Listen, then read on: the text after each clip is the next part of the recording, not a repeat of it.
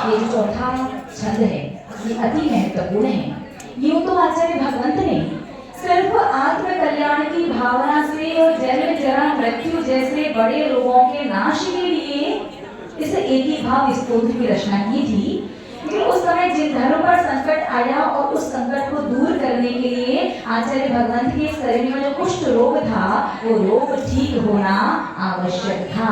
इस पूरे स्तोत्र में 26 काव्य हैं, जिसमें चौथे नंबर का जो काव्य है, जैसे आचार्य भगवंत ने इसकी रचना करने के बाद इस काव्य को पढ़ा, वैसे ही संपूर्ण शरीर का कुष्ठ रोग गायब होकर के शरीर स्वर्ण में सोने के समान दीप्ति वाला बन गया था। तो दोनों हाथों को जोड़ करके पूर्ण विनय पूर्वक विशेष रूप से इसका अर्घ चढ़ाएंगे और आप जो घर से द्रव्य लेकर के आए हैं वो अर्घ अपने हाथ में लीजिएगा, ठीक है।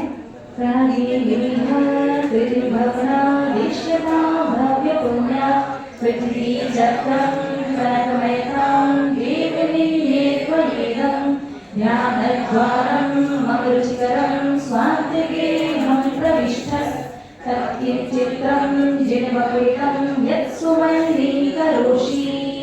ॐ ह्रीं नानाविध कुष्ठरोगहराय क्लीमहबीजाक्षरसहिता श्री चतुर्विंशतिजेन्द्राय अर्घ्यं निर्वपामि। लोकस्यैकस्त्वमसि भगवन् निर्निमित्ते बन्धुस्त्वय्येवासौ सकलविषया शक्तिरप्रत्यनीका भक्तिस्मितां चिरमदिवसं मामिकां चित्तशय्यां मय्युत्पन्नं कथमिव ततः क्लेशयूथं सहेथा। ॐ ह्रीं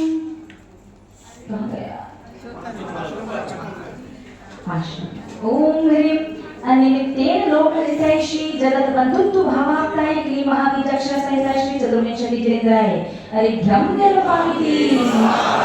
जन्माद्रव्यां कथमपि मया देवदीर्घं भ्रमत्वा प्राप्तेयं कवने कथा सारपीयूषवापि तस्या मध्ये हिमकरहिमयो सीते कान्तं निर्मग्नं मां ज्ञातरिकलं दुःखिदाहोततापः। ॐ ह्रीं पीयूषवर्षावत् तव पुण्यकथां श्रुत्वा जन्माद्रव्यां क्लीमहबीजाक्षरसहिता श्री चतुर्विंशतिजेन्द्राय अर्घ्यं निर्वपामि। पादन्यासादपि च पुनतो यात्रया तीर्थलोकीं हेमाभासो भवति सुरभिः श्रीनिवासश्च पद्मः सर्वाङ्गेण स्पृशति भगवन् स्वयश्रेष्ठं मनोमे श्रेयः कीर्तत् स्वयं हरहर यन्नामभ्युपैति। ॐ ह्रीं विहारकाले पादन्यासे स्वर्णकमलयुक्ताय क्लीमहबीजाक्षरसहिता श्री चतुर्विंशतिजेन्द्राय अर्घ्यं निर्वपामि। पश्यन्तं त्वद्वचनममृतं भक्तिपात्रायन्तिमन्तं कर्मारण्यात् पुरुषं समानं धाम प्रविष्टं त्वां गुरुवारस्मरणधरं त्वत्प्रसादैकभूमिं क्रूराकारा कथनिरुचा कण्टका निरुहन्ति। ॐ ह्रीं त्रिभुवनजयिकामाय विजयप्राप्ताय क्लीमहबीजाक्षरसहिता श्री चतुर्विंशतिजेन्द्राय अर्घ्यं निर्वपामि। आषाढात्मा कवितरसमः केवलं रत्नमूर्ते मानस्तम्भो भवति चरस्तादृशो रत्नवर्गः दृष्टिप्राप्तो हरति सकलं मानरोगं नराणां भवस्तस्य प्रच्छन्ति हेतुः। ओम ह्रीं अभिमानी जनानां मानखण्डन करणे क्लीं महाबीजाक्षर सहित श्री चतुर्विंशति जिनेन्द्रिय यज्ञं निरूपयामि। यद्या प्राप्तो मरुदपि भवन् मूर्तिशैलोपवाहि सद्यः पुंसां निर्वधिरुचारूलिबन्धनं धुनोति ज्ञानाभूतो हृदयमकलं यस्य तु त्वं प्रविष्टः तस्या शक्त्यः कालिभुवने देवलोकोपकारः। ओम ह्रीं तव बहुस्पर्शित पवनात् नाना रोगोपद्रव शमनाय क्लीं महाबीजाक्षर सहित श्री चतुर्विंशति जिनेन्द्रिय यज्ञं निरूपयामि। जानासि त्वं मम भवे यच्च यादृक् च दुःखं जातं यस्य स्मरणमपि मे सत्त्वन्निष्ठिनस्ति त्वं सर्वेशः सर्वविधि च त्वामुपेतोऽस्मि भक्त्या यत्कर्तव्यं तदीयविषये देव एव प्रमाणम्। ओम ह्रीं सर्वज्ञ सर्वदर्शिनाय क्लीं महाबीजाक्षर सहित श्री चतुर्विंशति जिनेन्द्रिय यज्ञं निरूपयामि। प्राप्तदैवं तव लोकपदैर्जीवकेनोपदिष्टैः पापाचारी मरणसमये सारिणोऽपि सौख्यं कः सन्देहो यदुपलभते वास्तवस्त्रीप्रभुत्वं जलपर्चाप्यैर्मणिर्मलैस्त्वन्नमस्कारि चक्रम्। ओम ह्रीं नाम मंत्र प्रभावात् इंद्रोपवैभव प्राप्ताय क्लीं महाबीजाक्षर सहित श्री चतुर्विंशति जिनेन्द्रिय यज्ञं निरूपयामि। सुरभिरे ज्ञाने सुचिमे चरित्रे सत्यपि त्वन्यनीचा भक्ते नोचे करोति सुखा वञ्चिका कुञ्चितेयं सत्योद्घातं भवति कथं मुक्तिकामस्य पुंसो मुक्तिद्वारं परिणमहामोहमोद्राकवाटम्। ओम ह्रीं मुक्तिद्वार उद्घाटन क्रम समाधाय समय दर्शन प्राप्ताय क्लीं महाबीजाक्षर सहिताय श्री चतुर्विंशति जिनेन्द्रिय यज्ञं निरूपयामि। प्रच्छन्नाखल वै मंगमलैरन्धकारैः समन्तात् पन्थामुक्ते स्वकुटिलपदा क्लेशकर्तैर्गलितैरगाधैः तत्कस्तेन वृदरिसुतो देवतत्त्वावभासि यद्यग्रेते न भवति भवद्भारती रत्नदीपः। ओम ह्रीं दीपशिखावत् पापान्धकारविनाशनाय जिनेन्द्रिय मुक्तिपथप्रदर्शनाय क्लीं महाबीजाक्षर सहित श्री चतुर्विंशति जिनेन्द्रिय यज्ञं निरूपयामि। आत्मज्योतिर्निर्विलम्बभिर्दृष्टुरानन्दहेतुः कर्मक्षोणी कटलपीडितो यो नवाप्यः परेषां हस्ते कुर्वन् यमति चिरतस्तं भवद्भक्तिभाजास् स्तोत्रैर्वक्रकटिपुरुषो दानवप्रीणमित्रैः। ओम ह्रीं स्वपर विज्ञान आत्मज्योति निधि प्राप्ताय क्लीं महाबीजाक्षर सहित श्री चतुर्विंशति जिनेन्द्रिय यज्ञं निरूपयामि। प्रत्युत्पन्ना नैहिमिरे रायता चामृताभे या देवत्तपदकमलयो सन्दना भक्तिगङ्गा चेतस्तस्यां मरुचिवशा ताप्युक्तं चालिताहं कर्माशन्यद्भवतिमियं देवसन्देहभूमिः।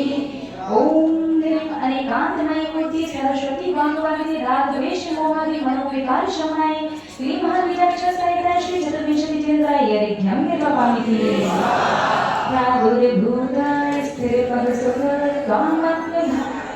त्वामनुध्यायतो मे त्वय्येवाहं सा इति मतिरुत्पद्यते निर्विकल्पा नित्यैवेयं तदपि तनुते कृत्रिमक्लेशरूपां दोषात्मानोऽप्यविमतिफलास्तत्प्रसादात् भवन्ति। ओम ह्रीं मनोवाञ्छितफलप्रदाय क्लीं महाबीजाक्षर सहिताय चतुर्विंशति जिनेन्द्रिय यज्ञं निरूपयामि। मिथ्यावादं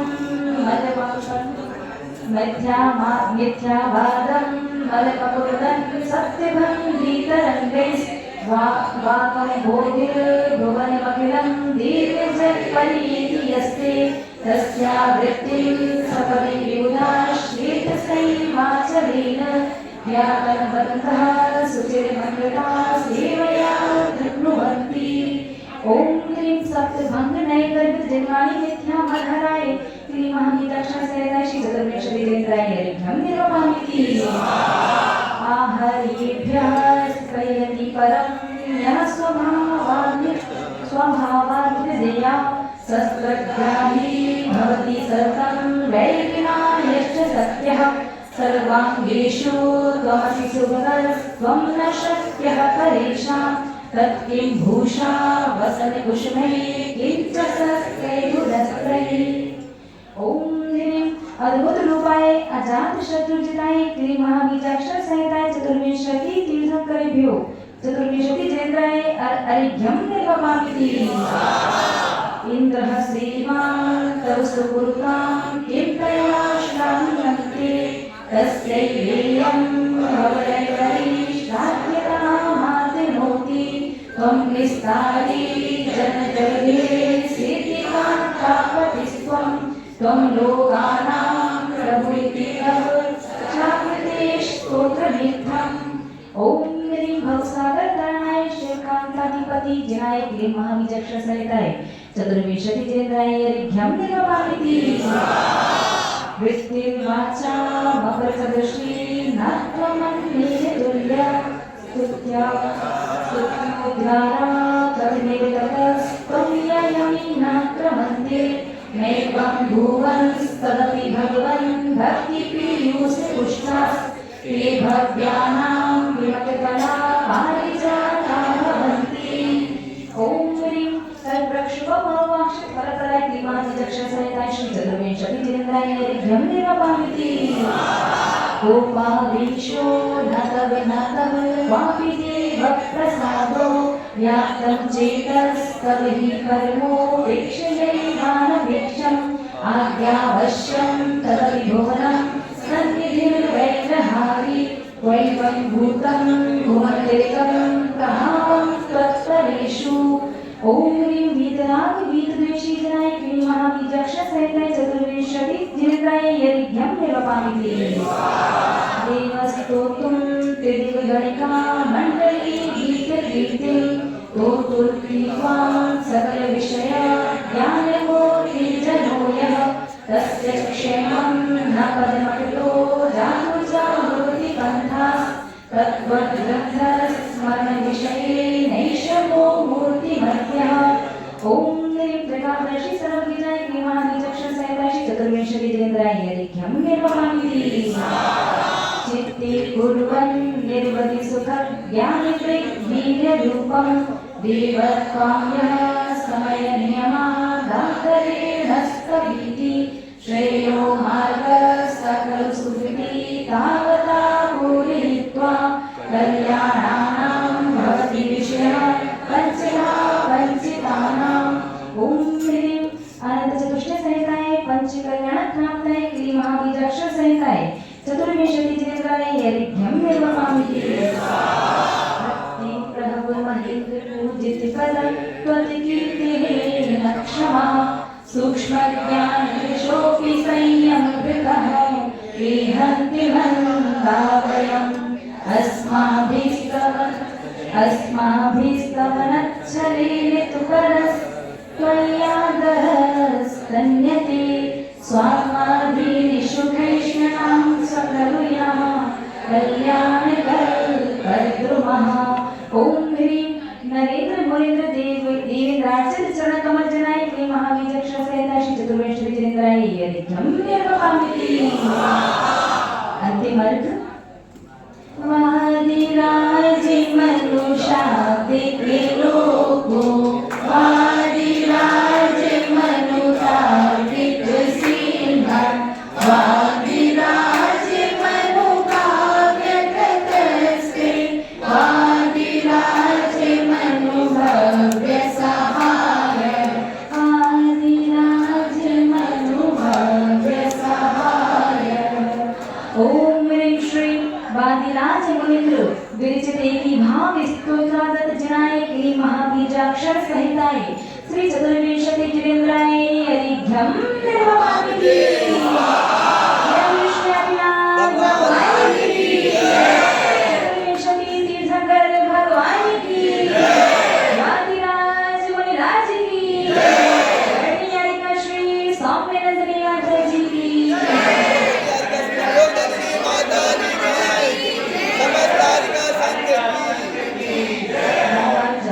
ओम श्री चतुर्विंशति तीर्थंकर जयंद्राय नमः।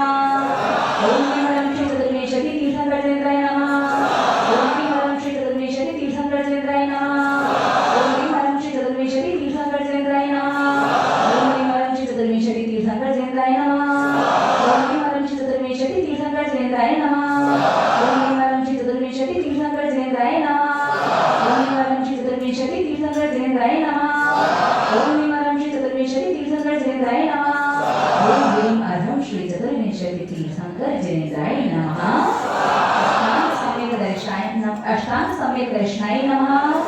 अष्टांग सम्यक ध्यानाय नमः। प्रयोग सम्यक चारित्राय नमो नमः। समुच्चय जयमाला के बाद महाकल्प चढ़ा करके अपन आज के अनुष्ठान को पूर्ण करेंगे। एक ही भावे सूरत से हो नाश जयमाला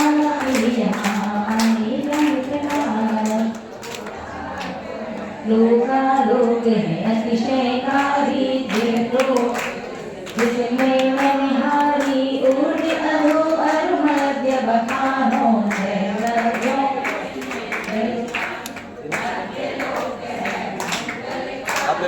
जम्बूदीप है जिसमें कारी जिसमें जम्बूदीप बताया भरत क्षेत्र उसमें भी गाया भारत देश रहा शुभहारी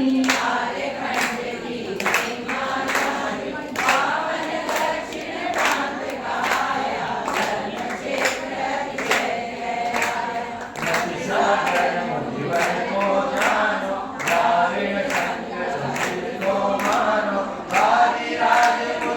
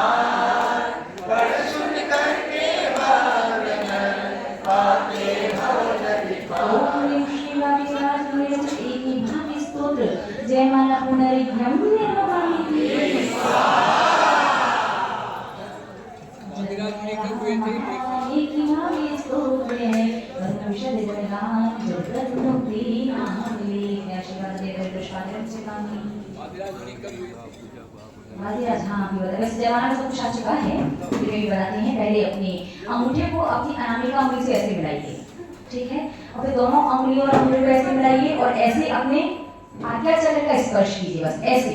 अनामिका उंगली, रिंग फिंगर, तीसरी वाली जो उंगली है अंगूठा को ऐसे मिलाओ, फिर दोनों अंगुलियों को ऐसे मिलाओ, फिर अपने यहाँ पर आज्ञा चक्र का स्पर्श करो, बस, ठीक है।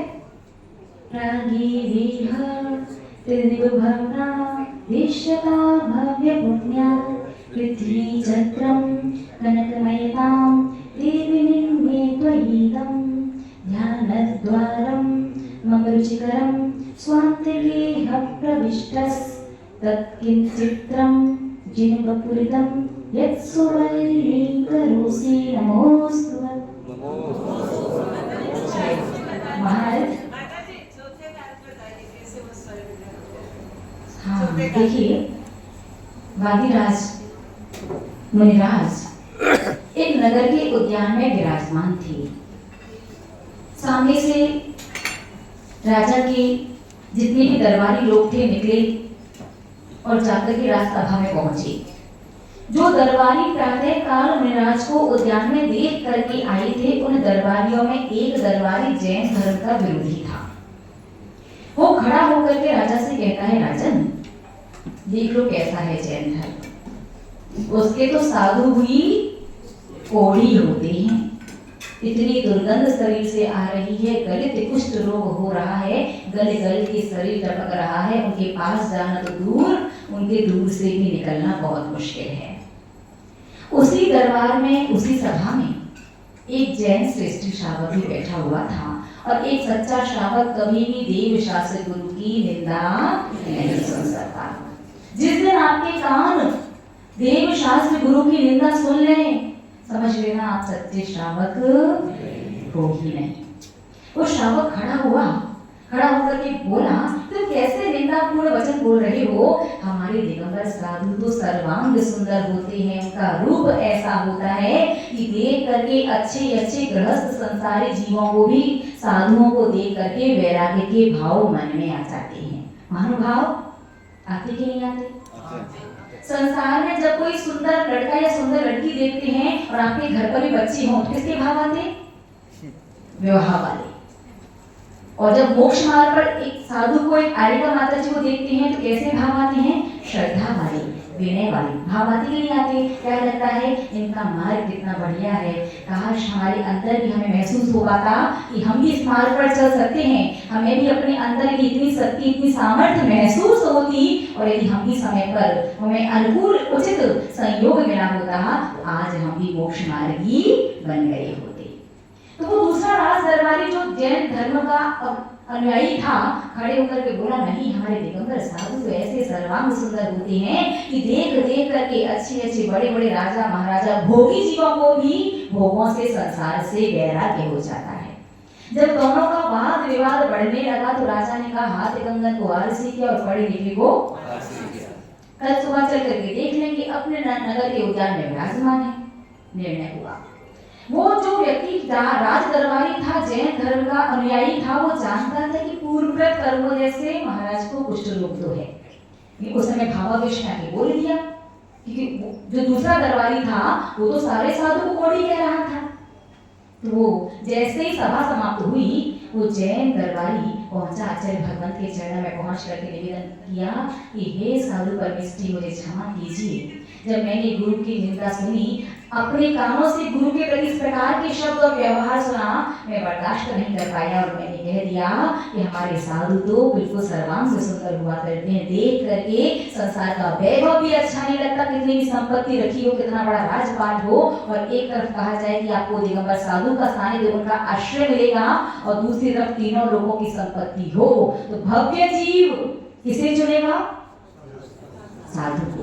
तो जिसका मोक्ष दूर होगा, संसार जाता होगा, वो संपत्ति पर जाएगा, और जिसका मोक्ष निकट होगा, भव्य जीव साधु को ही चुनेगा। कौन सा निवेदन किया कि पूर्वकृत कर्मों जैसे जो भी आदि व्याधि आपको है, लेकिन मैंने राज दरबार में बोला है हमारे साधु कौड़ी कुश्ती नहीं होते, अब जैन धर्म की राज आपके हाथ में है। उस समय वादिराज मुनिराज ने कुछ नहीं कहा, ध्यान में बैठ गए और ध्यान में बैठे बैठे उस श्रावक के वक्तव्य को, उसकी बात को सुन के मन में चिंतन चल रहा है कि हे भगवान, संसारी प्राणी कामना करता है कि आपके पास आकर के पैसा मिल जाए, व्यापार चले, शरीर स्वस्थ हो जाए, जिनकी स्तुति करने से, जिनका नाम मात्र स्मरण करने से जन्म जरा मृत्यु जैसे रोग नष्ट हो जाते हैं, तो क्या मेरे इस शरीर का ये कोढ़ दूर नहीं हो सकता? जन्म जरा मृत्यु संसार के सबसे भयंकर, सबसे बड़े रोग, और जैन दर्शन, जैन धर्म के अलावा अन्य किसी धर्म में इस रोग की कोई बीमारी, कोई औषधि बताई ही नहीं है। एक हमारे जैन धर्म में बस हर रोग की बीमारी का निदान है, इलाज है। तो जन्म जरा मृत्यु जैसे रोग भगवान आपके स्मरण करने से, आपकी स्तुति करने से दूर हो जाते हैं। तो मेरे कुष्ठ रोग कैसे दूर नहीं होगा भगवान? अवश्य हो सकता है। कुष्ठ रोग दूर हो जाए ऐसी भावना नहीं थी, कुष्ठ रोग दूर करने के लिए स्तुति कर रहा हूँ ऐसी भावना नहीं थी। बस मन में भावना क्या थी कि भगवान आपके दर्शन करने से, आपकी स्तुति करने वाले को तीनों लोगों की संपत्ति स्वरूप मोक्ष मिल जाता है। ये संसार की थोड़ी बहुत संपत्ति मिल जाए तो कौन सी बड़ी बात है? जिसका विवाह मुक्ति वधू से हो जाता है, मोक्ष रूपी लक्ष्मी से हो जाता है, उसका यदि सांसारिक विवाह हो जाए तो कौन सी बड़ी बात है? इस प्रकार उन्होंने ये दो बात को हमने आपको समझाने के लिए जोड़ दी इसमें। उन्होंने तो ये कहा था भगवान आपकी स्तुति करने से, नाम स्मरण करने से जन्म जरा मृत्यु जैसे बड़े बड़े रोगों का भी निदान हो जाता है। फिर कुष्ठ रोग का निदान हो जाए तो कौन सी बड़ी बात है? और यही वर्णन, यही बात चौथे श्लोक, चौथे काव्य में आई है। और बस जब उनकी भक्ति उस चरम सीमा पर पहुंच गई, वहां पहुंचते ही भक्ति का फल मिला और प्रातः काल सूर्य उदय होने से पूर्व तो उनके संपूर्ण शरीर का कुष्ठ रोग दूर हो गया। लेकिन याद रखिए, दिगंबर साधु के अंदर अपार करुणा, अपार अहिंसा, मतलब उनके अंदर अहिंसा का, करुणा, दया का ही भाव, इसके अलावा कुछ और नहीं होता। साधु कितने बुद्धिमान होते हैं आप तो कल्पना भी नहीं कर सकते। उस काव्य की रचना करते करते, स्तोत्र की रचना करते संपूर्ण शरीर का कुष्ठ दूर हो गया। अब इसका मतलब क्या? दो लोगों में आर्ग्यूमेंट है, मतलब एक जीतेगा एक हारेगा, जो हारेगा उसे राजा पनिशमेंट देगा। तो साधु ने न्याय किया, दोनों में से किसी को हारने नहीं दिया। राजा सुबह राज दरबारियों के साथ पहुंचा, जाकर के देखा, अरे वाह, इतनी दीप्ति तप्ताएं, दीप्ति वान जो काया दिखाई दे रही है, जिन्हें देख करके ऐसे गहरा कि हो जाए कि राजा को विलंबने लगा एक क्षण के लिए कि मैं भी राजपाट छोड़ करके आके इनके समक्ष भिक्षा लेके अपना कल्याण करूं। तो राजा ने कहा चलो भाई वापस चलके किसे दंड मिलेगा? जिसने साधु को कौड़ी कहा। तो मुनिराज ने कहा रुको राजन, ये दंड का पात्र नहीं है। कल तक मुझे सच में कुष्ठ रोग था, विश्वास ना हो तो मेरी छोटी अंगुली में देख लो, अभी भी कौड़ बाकी है। कल तक था, रात में दूर हो गया। संसार में ऐसी कोई औषधि बनी ही नहीं है जो 8, 10, 12 घंटों में, भगवान की भक्ति के अलावा संसार में ऐसी कोई औषधि नहीं है 2, 4, 8, 10, 12, 15 घंटों में किसी प्रकार की रोग बीमारी को पूर्णतया खत्म कर दे, समाप्त कर दे। तो आचार्य भगवान ने बोला हाथ कंगन को आलसी किया और पढ़े लिखे को, मैंने कहा ठीक है। उन्होंने दोनों हाथ जोड़े और जैसे ही एक ही भाव स्तोत्र पढ़ना शुरू किया, चौथे काव्य को पढ़ते के साथ ही जो छोटी अंगुली में कुष्ठ रोग बचा था वो रोग भी राजा और पूरी प्रजा सभी के सामने पूर्णतया समाप्त हो गया। ऐसा ये महानतम एक ही भाव स्तोत्र, इसका पाठ करने के लिए विशेष रूप से इसलिए कहा जाता है कि कौड़ रोग जो है, कुष्ठ रोग जो है, बहुत प्रकार का होता है और ये एक ऐसी रोग बीमारी है जिसमें अगर आपका गलित कुष्ठ हो जाए या गीला वाला कुष्ठ रोग हो जाए या दुर्गंध वाला कुष्ठ रोग हो जाए तो भगवान जिनेंद्र देव के जिन मंदिर में जाने से, न दूर से दर्शन करो, अति निकट जाने से, अभिषेक करने से, गीली द्रव्य से पूजा